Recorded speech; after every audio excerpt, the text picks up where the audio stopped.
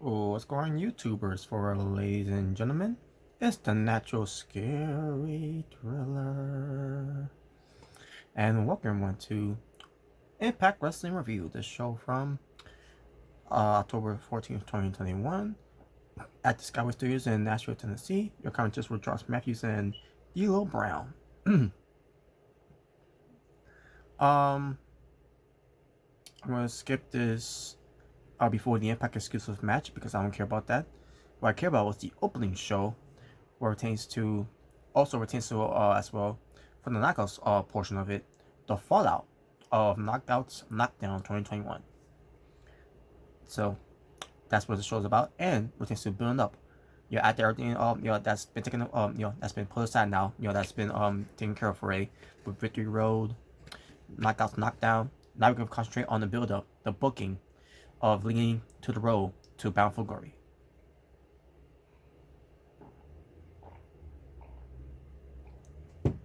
Opening match, the final qualifying three-way tournament, pertains to El Phantasmo being accompanied by Bullet Club's Chris Bay and Hikuleo versus Rohit Raju, who is not being accompanied by Rajan Singh, which I understand why he wasn't out there. But then again, I can kind of understand why he wasn't out there too, but we'll get to that. Versus Willie Mack.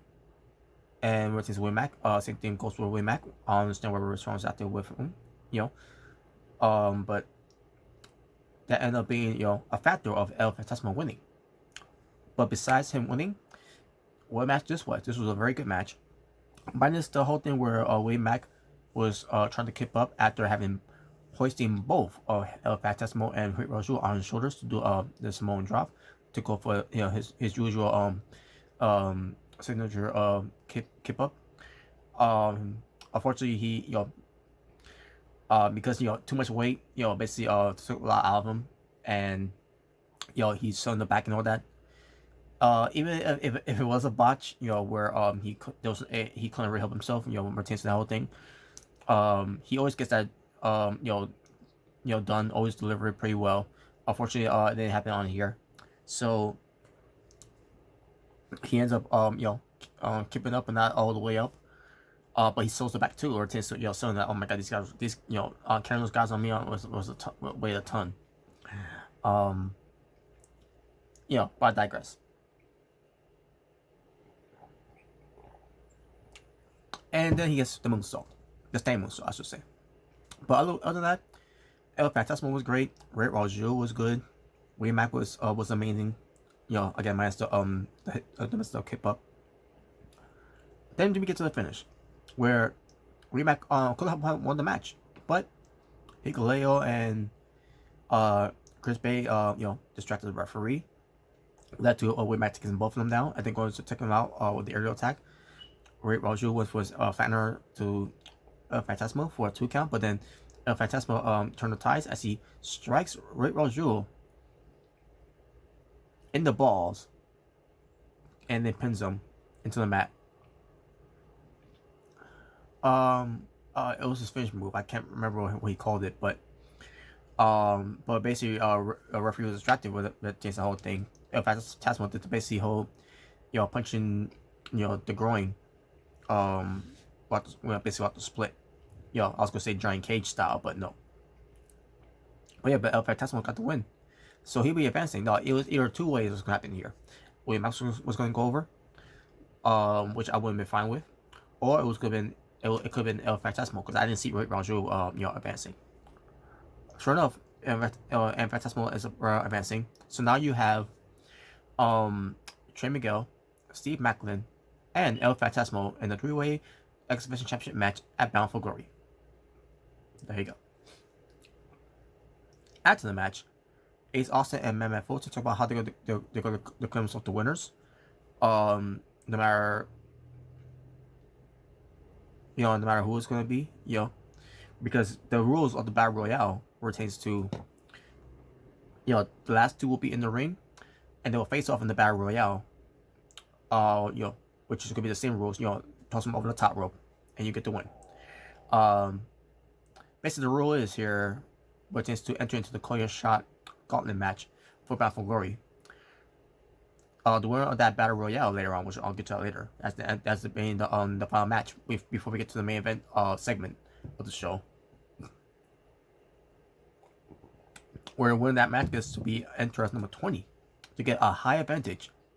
Meanwhile, the loser of that match, who pertains to the last two, the loser will enter as number 1, which means it's gonna be a disadvantage. So there you go. So yeah, it was a promo of that with Ace Austin and Matt Fulton with Gia Miller, and that's basically what they were telegraphing with this whole thing between Matt Fulton and Ace Austin, which we'll get to that later. Savannah Evans, the Cannibal, being accompanied by Tasha Steelz, go up against Lady Frost. Let it go, let it go. Just saying. Can't hold it back anymore. Just saying. Okay, enough of that. Anyway, the match itself. Savannah Evans was dominant in the match. Let's see, Lady Frost had some offense in the match too, but it was also showcased Savannah Evans, and she got the win with a Phil Nelson slam. Now she didn't get the full impact of the slam, but still that was her finisher because of her height and her strength. And there you go. After the match, the Knockouts champion Deonna Purrazzo comes out with Matthew Ray wrote. Basically, Savannah Evans and Tasha Steelz are confused. Even I was confused like what's going on here. But Deonna Purrazzo approached her, for a favor, because she sees how impressive she is, pertains to what she did, and also pertains to having a knockdown, for the bound, for the Muscles Ball, I should say. Where she said she wants Savannah Evans to be Mickie James' Poison for next week's Impact Wrestling show, the final edition of Impact Wrestling before we get to Bound for Glory. So basically, the home show edition. So it's Mickie James versus Savannah Evans, and if Savannah Evans and Purrazzo shook hands, to accept the offer, and that was it. No much to say about that. Now, here's the thing. I don't want to see Savannah Evans losing. I don't care if they do away where they had to protect her to lose. It tends to maybe make a mistake, sidestep and then into the ring post or whatever, or if you're gonna have Mickie James win, fine. You have her win by disqualification, which is outside interference by Deonna Purrazzo maybe, or maybe by Tasha Steelz, to at least protect Savannah Evans, because Savannah Evans should not be losing. Especially how she's being booked right now, she should not be losing. So let's see what they do. So just by the looks of it, I think they're gonna have Savannah Evans lose, the way they're gonna have her lose to Mickie James, and that's gonna be, in a way, it's gonna look like they was to protect her in a way, but I don't know. I will be able to see how that turns out though.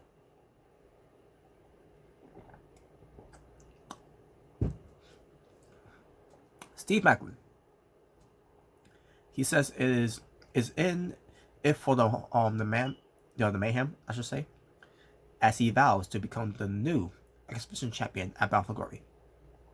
And we'll get to my predictions of that too, by the way, which pertains to who I think is going to win. Pertains to that whole thing.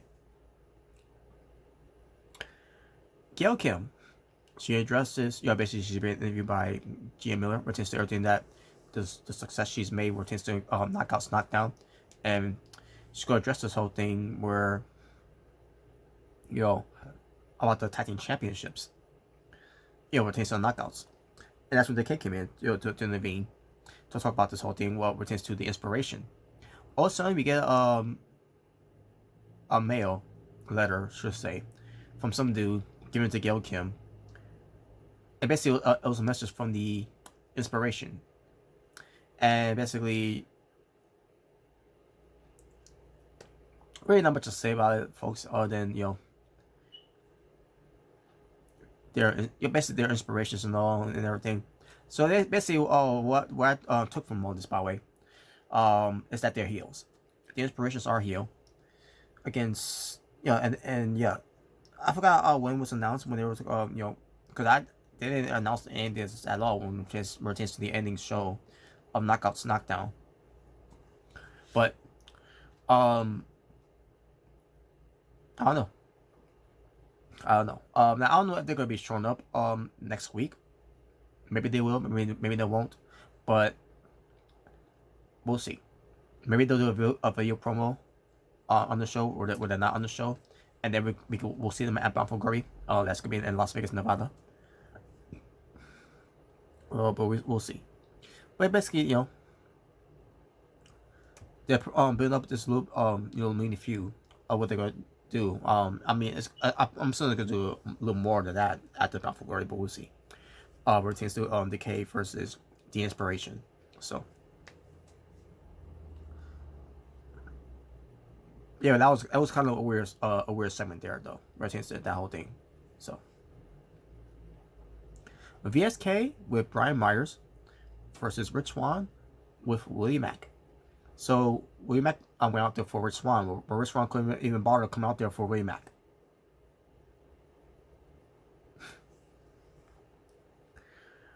So the match happens between Rich Swann and VSK. Ends up being pretty decent, with Rich Swann getting the win over on VSK.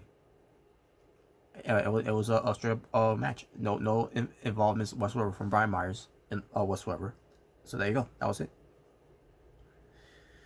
Then we get to a sad ending of the weekly segments that's gonna no longer be around, and that is Swingers Palace has finally been closed down. They're packing up everything and all that. Johnny Swinger, is beside him, so that this is all come to an end. And you get Stringer Rails there. Alicia Edwards shows up. Sorry everything that's happened, all that, blah blah blah.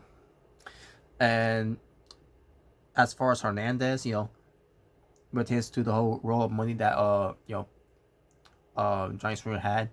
And basically, Hernandez got the money back. That's my cut, by the way.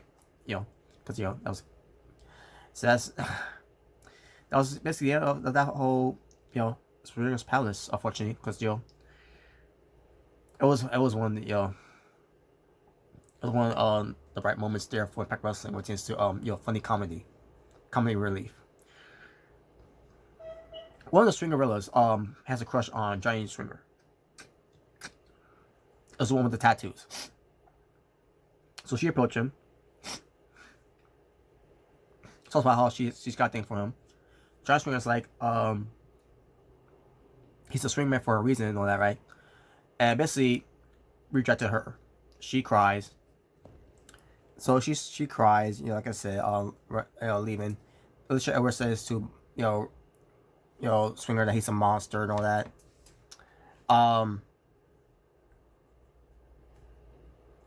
Swinger bumps into the other other Swingerella that I always found attractive and all that. And then Chris Sabin walks in and basically John Swinger just leaves after that. And Chris Sabin and this Swingerella that they have interactions before when it comes to the Swinger Palace. And basically this Swingerella said that she really likes Chris Sabin, and I said, so okay, where is this going? And then Chris Sabin said, what's your name? And she said Raleigh. So her name is Raleigh. And Chris Sabin said, I appreciate that and all, but my love, is pro wrestling and all that. Or since he has to go to Bound for Glory because she told him to stay away from whatever. And then she understand, and then she left, and then Chris Sabin was alone in the room, and says, I love this place and all that. We're to Swinger Palace, and we get a little flashback of it, everything that's happened with Swingers Palace. There was a lot of fun moments during those times, and to be honest with you, I had a little teary eye a little bit on this side when I was like, damn, these flashbacks, it's gonna make me miss Swingers Palace. And that was it. That was it for the whole thing with Swingers Palace. So there you go. And funny thing, it started all because Johnny Swinger stole the roll of money out of the fanny pack bag of Tasha Steelz, when Kyogen was there. So the irony of that.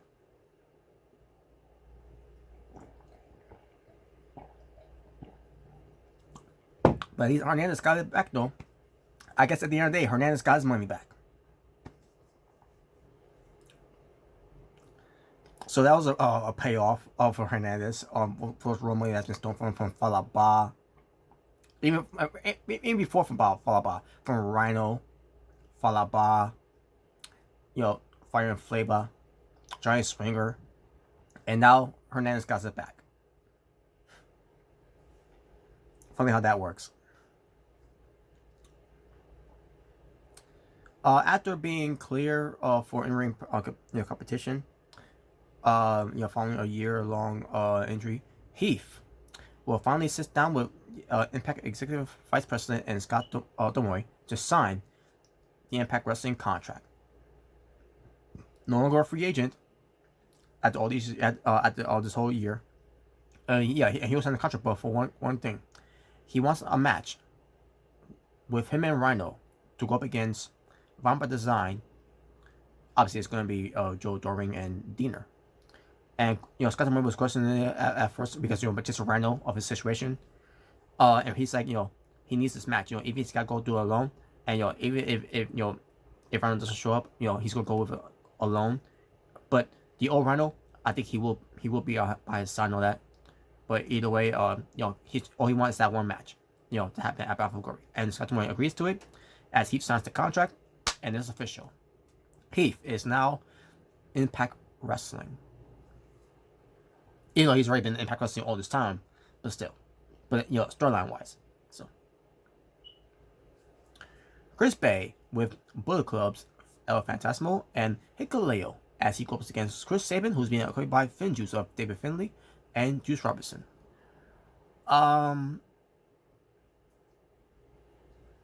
Okay. We're not up to it yet. Once I go to it, then I'll mention that. So the match happens. Chris Bay and Chris Sabin. Great match. Wow. If any match that could follow up on that three-way match that we saw pertains to Fantasmo versus Raju versus William Mack, this match right here, Chris Bay and Chris Sabin did it. Yeah, it's funny. Chris Bay, Chris Sabin, both have the same names. I didn't realize that. In the end, Chris Sabin got the win. Oh, by the way, before the match, not before the match, before, we got to, any further, there was some outside involvements of Bullet Club and Finn Juice to a point where the referee had to kick them all them out, and the match continued. It was halfway when it happened, and then, the match continued on, which turns to, this long match, and again, it was great. It was just a great match. Chris Sabin, like I said, Chris Sabin wins, and, I wasn't that upset with Chris Sabin winning, but at the same time, where's this push coming from all of a sudden with Chris Sabin?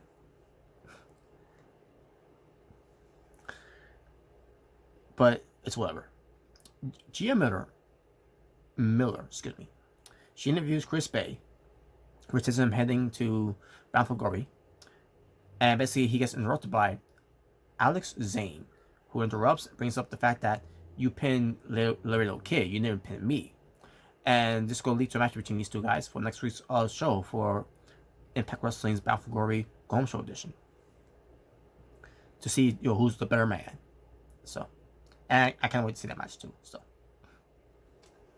then we get to the Impact World Tag Team Champions, the Good for Nothing Brothers, still on vacation. Talk about their, the challengers they're going to face. Either this could be Finn Juice of Hughes Robinson and David Finlay, or Bullet Clubs of pertains to, I'm assuming, Chris Bay and Hikuleo, because El Fantasmo is going to into the three ways of Exhibition Championship title match.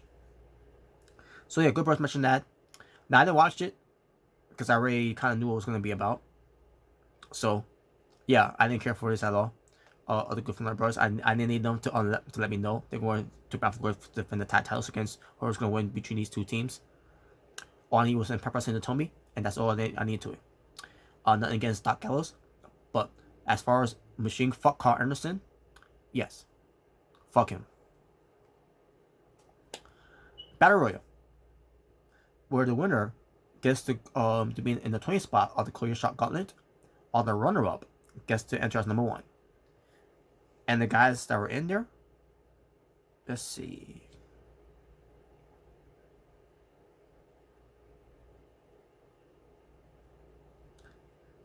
So yeah, By the way, what tends to the Coin Shot Gauntlet match, it doesn't just involve men. It also involves the knockouts as well.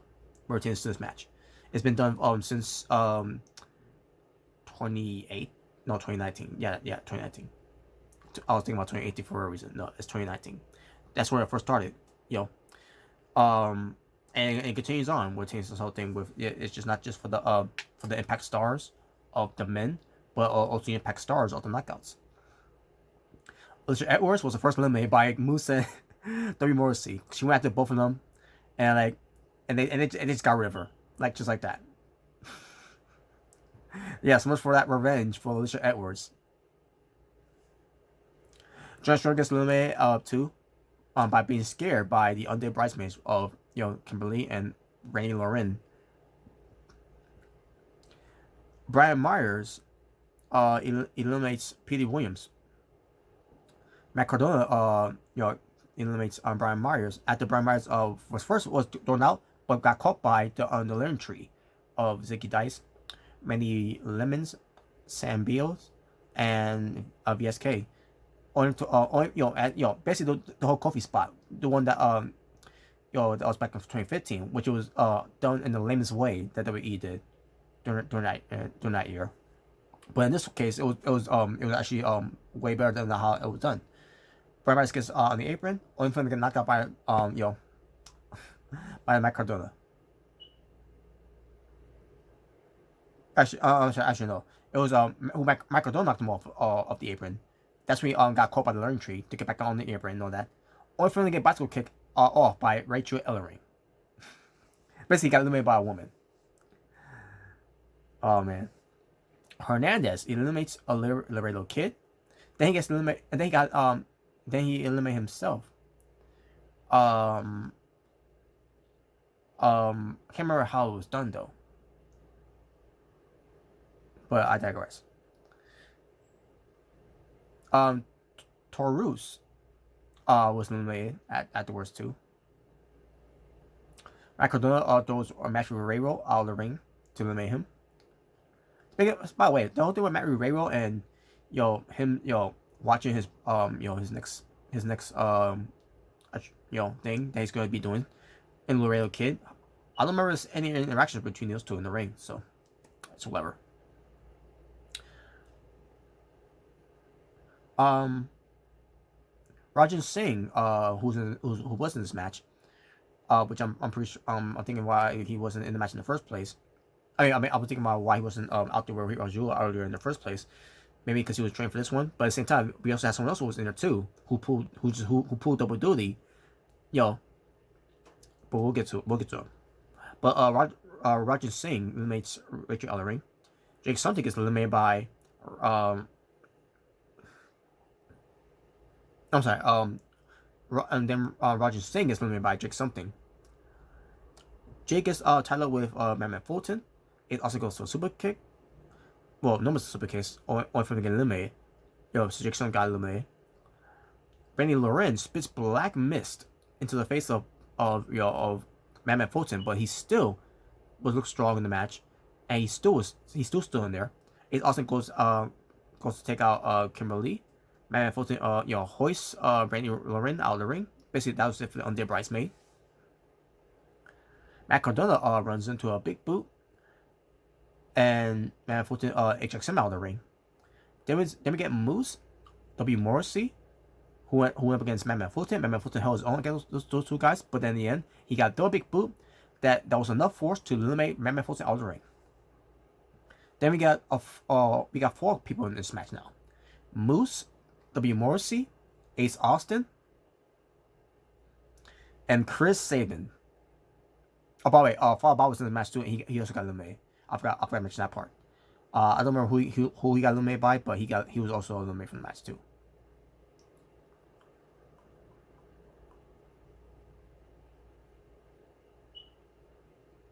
Oh yeah, and that's why Brandon Lauren was hoisted out of the ring by Matt Fulton. Because Fall Bob was already eliminated earlier, and someone said, "Why is still there? Like, go backstage already." And then I see why. Just to do that spot.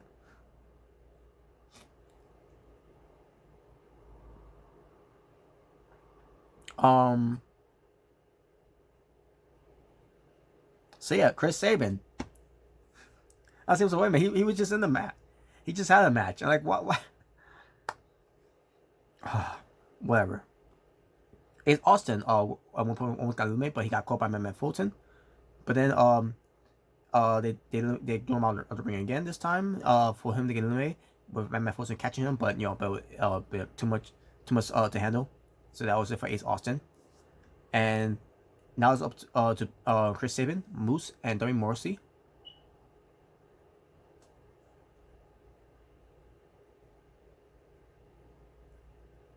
Okay, yeah. I remember now. Ace Austin wasn't made. So yeah, Darby Morrissey, Moose, and Chris Sabin. So they have it with Chris Sabin. Chris Sabin's attempts to do Darby Morrissey out. Moose gets to him, punches him. Darby Morrissey goes on a rampage. I'm sorry. What I meant was So yeah, okay, I remember now. Chris Sabin was going to do a Moose out some way. Can't remember how Moose got over the top to begin with, but Moose ends up being on the apron. Then Morrissey almost hit Moose to get out of the mayhem, and then Chris Sabin eliminates Moose with I think by doing a baseball slide whatever to his leg, and I'm like, oh my god, Moose once again being outperformed by Chris Sabin. I was baffled. So it was between Darby Morrissey and Chris Sabin. I said to myself, "There's no way Chris Sabin's gonna win here. There's no way he's gonna win and be number 20." And I was right. He didn't win. Darby Morrissey did. So that means Chris Sabin's going to number 1. Which means Chris Sabin's gonna do the he's gonna go the distance. I guarantee he's gonna go the distance all the way to number 20. Now, what I don't want to see is Chris Sabin winning. If anyone should win this match, it's Moose. But we'll get to my preview and predictions of that. Nothing against Chris Sabin though. I love Chris Sabin. He's a great performer. He shouldn't be winning. And it's ridiculous that he wouldn't last that long. Especially he just had a match. But then again, that they telegraphed something where it says Chris Sabin here that he can go distance no matter if he has been through a match. So I guarantee you that's gonna be the booking, the build up, leading up for Chris Sabin when we get to that Corey Shot Gauntlet match at Bound for Glory.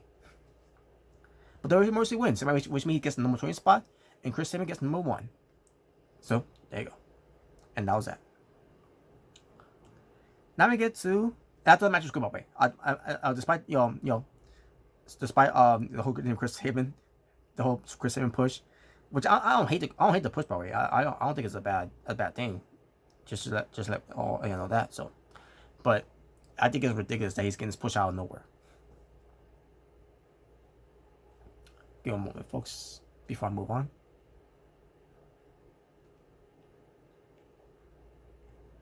Okay. Alright. Let me see what this is about. Because what I'm about to get to right now, folks, is the Impact World Championship Summon.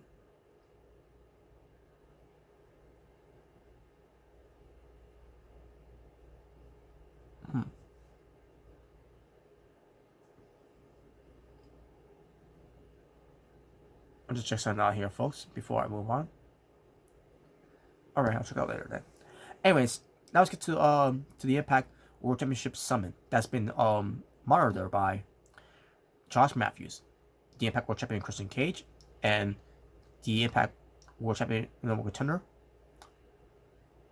Josh Alexander. So the summit was all about the rotating the Impact Zone being empty. Josh Alexander in the ring, and Christian Cage and and Josh Matthews, with no ring with no ring ropes by the way. So the Soul Summit is about basically Josh Matthews in the center, while Christian Cage and Josh Alexander are in between Josh Matthews. So Josh Alexander says, he has no regrets, relinquishing the Exhibition Championship, which is Mutant Option C, for an exchange for an Impact World Championship title match at Bound for Glory against Christian Cage. Christian Cage admits that Josh Alexander has been overlooked, just like he has a certain point of his career. Christian Cage says to to say the similarities and their and that Bound for Glory, Josh Alexander is going to find out why no one compares to him in the ring. Josh Alexander responds by saying that he's followed Christian Cage's entire career at Bound for in at Bound for Glory. He's the wild card, and Christian Cage is aware of how dangerous Josh Alexander is, but he hasn't compete on the big stage like Christian Cage has time and time again. Josh Matthews says, basically referring to on the questions that Christian Cage was a part of the AW Fan Fest, where Christian Cage was a part of again. Basically, they show a footage of that. Basically, where basically the whole thing was that Christian Cage said in this whole summit was that he follows Josh Alexander's career and everything, right? Pertains to everything he's done. So then we get to this part where Christian Cage was at his AW Fan Fest. And I can't remember who else was there too, which is the whole Fan Fest thing. Yeah, a lot of AW, yeah, a couple of AW stars there that was part of it as well, which is whole sit down interview. I mean, this whole meet and greet, or so I think that's what it was. And Christian Cage, basically a fan asked Christian Cage, pertains to. No, I think it was a fan who asked him. I think it was like someone who's in charge of the AEW Fan Fest who asked the fans who you want to see Christian Cage wrestle, and there was a lot of names dropped, and one fan that said Josh Alexander, and Christian Cage says I'm sorry to hear that who you said, and basically a lot of fans are thinking that then we didn't hear Christian Cage, so a lot of fans were repeating the names that they mentioned, and one of the other fans that Josh Alexander said Josh Alexander, and Christian Cage says he has no idea who Josh Alexander is.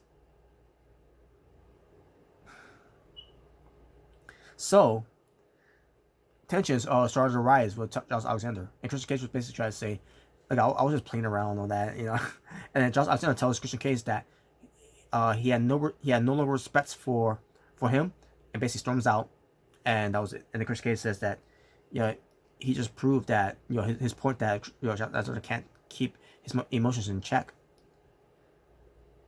and that's how the show worked the year. So yes, that's going to lead to a lot of tensions between Christian Cage and Josh Alexander for Bound for Glory, because that whole thing that just happened. So we'll see what happens. We shall see what happens. As far as the summit was, I think it was very intriguing, and then it did get intense afterwards. Especially Josh Alexander took offense of that, and Christian Cage, was being Christian Cage. He was just being funny with that. Now I don't know if that was supposed to be if that was planned, if that was meant to be that way, but if it was done that way, great job. I thought it was a great job, and it really want me to it bet you sell me to watch Christian Cage versus Josh Alexander, where Josh Alexander is going to take Christian Cage to the limit that no one has ever taken him before, and we shall see. But yeah, there you go. That was the show. Pertains to Impact Wrestling, from October. I don't remember the date. I think it was okay. I was going to say the 12th, but it's the 14th. By the way, before we get to my overall showing for the show and my talking about wrestling, after the Bound for Glory, I mean not after the Bound for Glory thing. I meant to say after the Gauntlet match. I meant to say the Battle Royale that happened. They show a video package of someone's coming to Impact Wrestling, and as soon as I saw that video package, I couldn't be more happier to see that, because we're going to be seeing the debut coming soon to Impact Wrestling. I don't know if it's going to be at Bound for Glory, maybe after Bound for Glory. Either way, we're getting the King, Minoru Suzuki. Awesome. Cannot wait to see him turn up in Impact Wrestling. Now, talking about wrestling with 5 matches, and my overall rating for the show, 8 out of 10. And with that being said, Thank you for watching. One more review before we get to Battle for Glory. For It's the Natural Scary Thriller, saying peace on the streets. All you to be well, stay safe, take care of yourself and everyone's going in the world, wear your mask, wear your gloves, get vaccinated. I'm seeing a notification here. Okay, never mind. I'll check it out later. And also hand sanitize your hands too. And but yeah, be respectful, be better, not bitter, better. Be appreciative and love one another. God bless one another. Live in peace and harmony for us all. Well, I am out here. That's all for now. You all take care.